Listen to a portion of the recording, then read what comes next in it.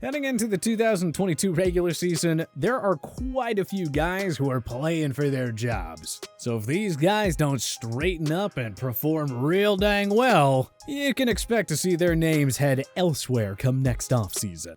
A blockbuster trade in the NFL. As we sit here, Jared Goff is now going to be a member of the Lions.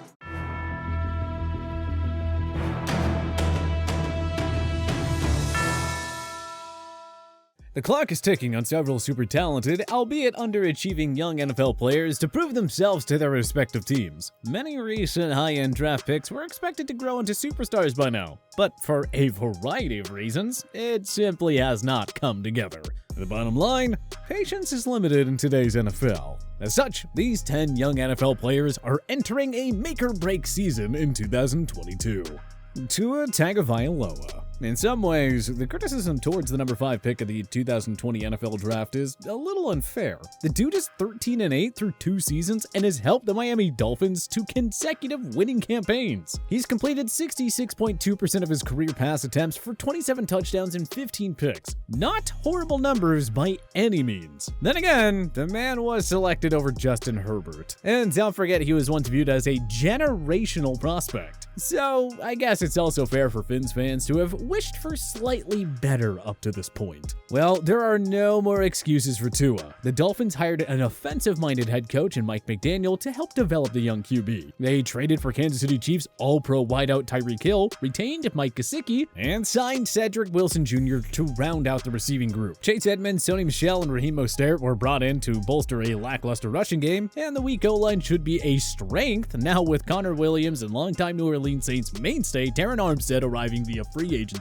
So would you look at that? The receiver room, backfield, and O-line all endured significant upgrades this offseason. What could possibly go wrong? A simple winning season will not be enough for Miami. It's time for Tagovailoa to elevate his game to a Pro Bowl level, and for the Dolphins to snag their first playoff berth since the 2016 season. Otherwise, Miami could very well eye a new quarterback in 2023. Ezekiel Elliott. The two-time NFL rushing champion went from the worst season of his career in 2020 to a decent but not great 2021 campaign. Well, decent isn't gonna cut it for a man carrying an $18.2 million cap hit for 2022. Elliott should be playing at Derrick Henry or Dalvin Cook-like levels to justify that contract. Let's be real. Tony Pollard is a better running back for the Cowboys at this point. He's younger, more explosive, and has far less mileage on his body. The only reason he's not the RB1 is because Jerry Jones has to get some use out of Zeke's $90 million contract. If Dallas releases Elliott after the 2022 season, they'd take a manageable cap hit of $11.86 million in dead money spread out over 2 years, per Spot Track. Of course, if Elliott stays healthy and goes off for another 1,000-yard season with double-digit touchdowns, Jones has the easy decision to bring him back for 2023, and even possibly longer. The Cowboys are all in on trying to win right now. Simply making the playoffs is not going to be enough, and the 2022 success, or lack thereof, could very well come down to the performance of Elliott.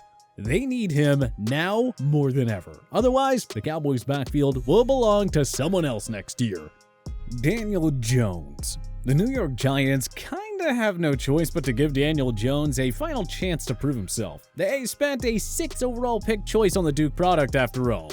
Jones has been plagued by inconsistency and turnovers throughout his career, but there are no more excuses. The Giants hired former Buffalo Bills offensive coordinator Brian Daboll to replace Joe Judge as head coach. And Daboll, of course, was widely responsible in turning Josh Allen into a top 5 quarterback. The offensive line got much stronger with the selection of Alabama product Evan Neal. Saquon Barkley is healthy, and there's a deep set of pass catchers here in Kenny Golladay, Sterling Shepard, Darius Slayton, Kadarius Toney, and Wan'Dale Robinson. And a little reminder that the 2023 draft class is loaded with quarterbacks. So, if Jones doesn't put it together in year 4, Big Blue is not gonna hesitate to sever ties and find a new QB next offseason. But hey, other than that, no pressure on Jones at all. Leighton Vander Esch. To be honest, it was a little bit surprising to see the Cowboys bring back Van Der Esch following another mess season. The 2018 first-round pick played an integral role in the Cowboys' turnaround on defense in his rookie year, earning second-team All-Pro and Pro Bowl honors. Van Der Esch was also named to the PFWA All-Rookie team. Injuries unfortunately limited Van Der Esch to 19 games over his next 2 seasons. In 2021, Van Der Esch returned to full strength, but only garnered a mediocre 63.5 grade from Pro Football Focus. For whatever reason, LVE just hasn't been able to build off a stellar rookie year, in which he looked like a future star. Dallas is essentially banking on him to play like a star again after 3 straight, rather unproductive seasons. So not only is Van Der Esch playing for his long-term future in Dallas, but he may just be fighting for his long-term status as a starting caliber linebacker at the NFL level. A quality 2022 season in Big D will at least reset his free agent value for next year. Simply put, it is now or never for Van Der Esch. Rashaad Penny.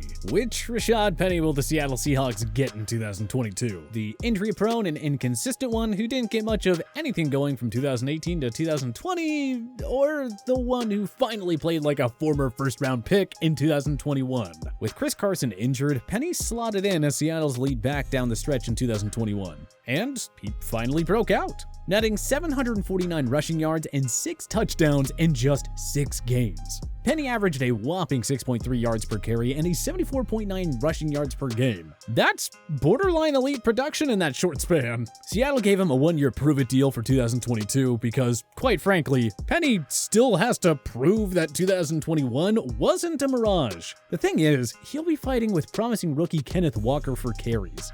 A strong year from Penny could convince Seattle to move forward with Penny as their lead guy. Anything less than a Pro Bowl season, however, could spell the end of Penny's tenure in Seattle. Game on, Rashaad.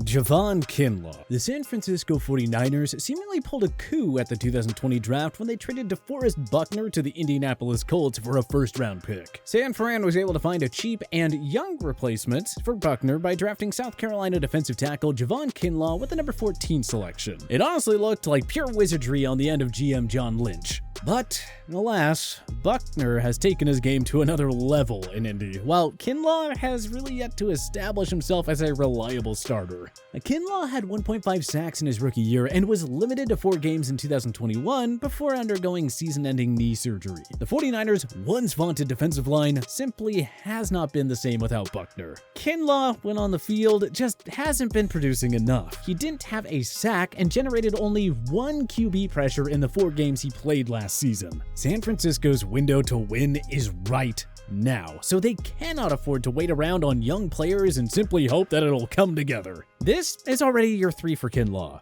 He's gonna have to make progress at some point if he wants to stick around at the NFL level. Otherwise, the 49ers should not be afraid to move on from Kinlaw. Hey, they were fine cutting Solomon Thomas loose after 4 unproductive years. Devin Bush. The Pittsburgh Steelers traded up so they could take Bush with the number 10 selection in 2019. Well, fast forward 3 years later, and they're still waiting for the Michigan product to break out. Bush was supposed to add more speed and physicality to an already potent Pittsburgh defense. That simply hasn't come together, though. He has just 4 sacks, 2 picks, and 2 forced fumbles through 3 years, and he garnered a horrid 2021 PFF grade of 34.4.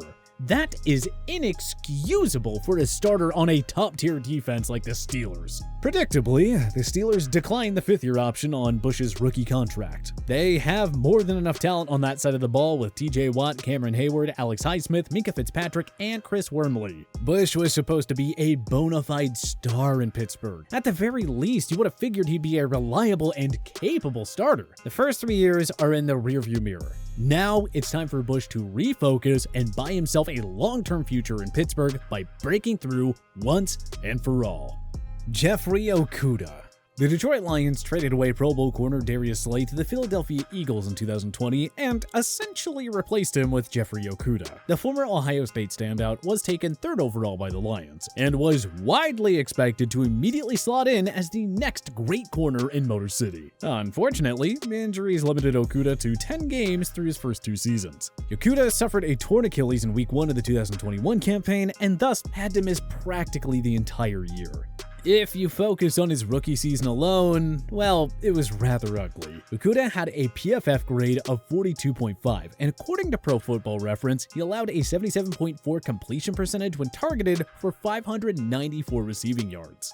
It seems unfair given that he's only played 2 seasons, but indeed, the clock is quickly ticking on Okudah. GM Brad Holmes and head coach Dan Campbell weren't around when the Lions traded Slay and drafted Okudah, so they really don't owe any loyalty to him. Assuming Okudah stays healthy for once, the Lions need him to turn his game up a notch and develop into a quality level corner. He doesn't have to be an all-pro talent in 2022, but Okudah has to at least show some improvement. If that doesn't happen, the Lions will have to decide if he's worth keeping around in 2023 and beyond. Jared Goff. The Lions agreed to take on Goff's contract to make the Matthew Stafford blockbuster trade with the Los Angeles Rams possible. Almost everybody figured that the Lions were only using Goff as a bridge to the next quarterback, but hang on now. The top pick of the 2016 draft has a chance to establish himself as the long-term starter in Detroit. Goff has a chance here to actually prove that he can still be a franchise quarterback rather than just a throw-in as a part of the Stafford deal. The Lions were essentially tanking in 2021, so it's actually kind of a miracle that they won 3 games. They will unquestionably be a better team in 2022, and the offense is a key reason why. Amon-Ra St. Brown is poised to reach another level after an impressive rookie year. Stalwart tight end TJ Hawkinson will continue to produce Pro Bowl-like numbers, and DeAndre Swift has been a nice weapon in the backfield. Of course, the Lions also traded up for Alabama wideout Jameson Williams, 1 month after signing former 1,000-yard receiver DJ Chark. Not to mention that Goff also plays behind one of the NFL's better offensive lines. In short, all these pieces are there for Goff to actually put together a Pro Bowl-like season in Detroit. And if he can do that, the Lions may be happy to build around him long-term. Anything less than a stellar year, however, will all but guarantee that Detroit takes a QB in next year's draft. Isaiah Simmons. The super freak of nature was supposed to be a game wrecker on the Arizona Cardinals. But through 2 NFL seasons, Simmons has yet to put everything together as a professional. The Redbirds drafted Simmons 8th overall in 2020, hoping that the versatile Clemson star would take over as the new centerpiece on their defense. Simmons was able to play defensive back, linebacker, and defensive end during his tenure at Clemson. His arrival seemingly meant that Arizona had a new special weapon to use while dealing with the other 3 high-powered offenses in the NFC West. But so far, no cigar. Simmons played just 34% of the team's defensive snaps in 2020. That number increased to 92% in 2021, and yet he only mustered 1.5 sacks and 1 interception. PFF graded him at 51.0 on the year, meaning he was barely an average starter. The Cardinals lost pass rushing star Chandler Jones to the Raiders in free agency. The secondary remains a weakness, and there aren't many potential game changers left on this defense. If Arizona is to reach the tier of elite teams, they need Simmons to take over as the heart and soul of this defense. I mean, that is why they drafted him. But which other NFL players are entering make-or-break seasons in 2022? Join us in the comment section below. If you like this video and learned a thing or two, clicking the like button helps out a ton. And hey, we appreciate it. If this is your first time coming around to TPS though, subscribing is a great idea because we put out videos like this every single day. But as always, thanks for watching, and we'll see you guys next time.